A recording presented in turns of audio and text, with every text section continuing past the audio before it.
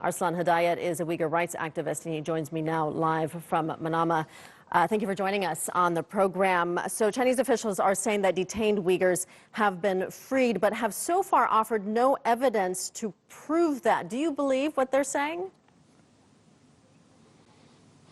Thank you for having me. And no, I don't believe what they're saying, because they did a similar thing. The Xinjiang governor, Shokrat Zakir, a couple of months ago said that they had released approximately 90% of those detained, and they haven't provided any evidence.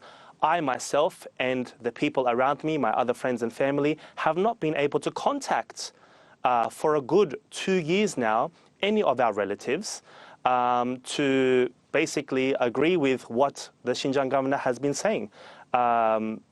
Still to this day, they have not been able to answer this call. We are not able to go inside. How come I can't even make a single phone call to my loved ones if this is the case? So no, I do not believe him. Yeah, that's a very fair question that many people are asking. Xinjiang's governor says in the future training will be based on independent will, and people will have the freedom to come and go. China has always denied that these were anything but vocational centers. But is that comment from the governor saying the freedom to come and go, is that an admission that these people were in fact being held against their will? Well, according to those leaked documents that were released approximately 3 weeks ago, that they were not able to come freely and that they were not even able to escape. Now, China constantly talks about educating and uplifting these young people, but what about the people that were 20, 30, 40 years into their careers? We are talking about the deans and vice deans of universities like Tashpolat Teep and Khalmurat Ghupur. We're talking about actors, singers, footballers, people on the verge of retirement, and some that have already retired who already know the Chinese Mandarin language, and some that have loyally worked upwards of 30 years for the China's Communist Party, towing their line. Even those people have, quote unquote, entered these vocational camps. What are they going in there for? Yeah, that's a good question. What do you make of the timing of this move to have Xinjiang's governor speak out to the media? Is Beijing giving in, reacting to the pressure that's been put on it? The timing is literally humorous.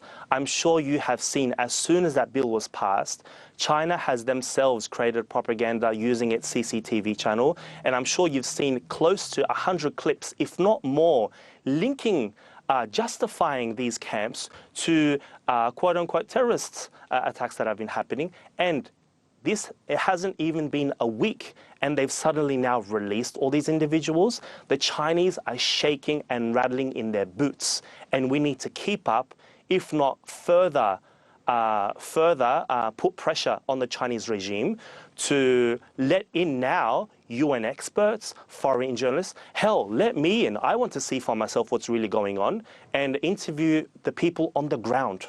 I wanted to ask you about those videos that the Chinese state media have been releasing in recent days, including a documentary detailing terror attacks in Xinjiang. No one is denying that there have been attacks in the past, but do you believe that this is China's way of trying to gain support for locking up millions of innocent people and essentially justifying doing that?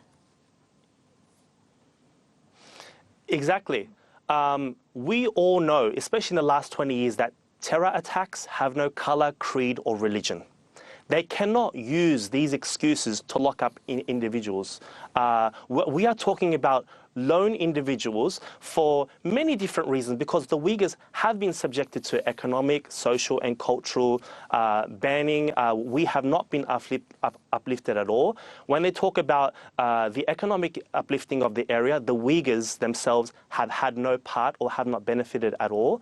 And it's really quite comical that suddenly all these terror videos that you've seen and those people that have been captured for those attacks or that have been executed, they have not been interviewed as to the reasons why they had committed those attacks.